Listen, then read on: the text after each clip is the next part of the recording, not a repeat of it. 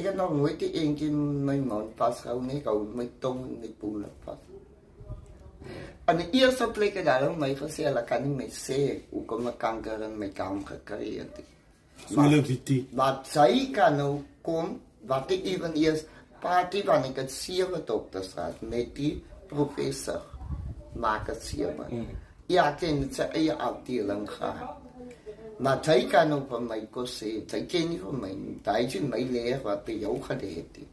Maar zij kan van mij vertellen, als gevolg van mijn gehoor wat de kanker gekregen, als gevolg van mijn gehoor wat die draad in buiten zit.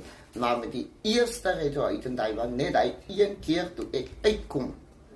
Maar ik heb het gevoel, die dan maakt mij zeer. Als ik een masker opzet, toen bloeit mijn mond.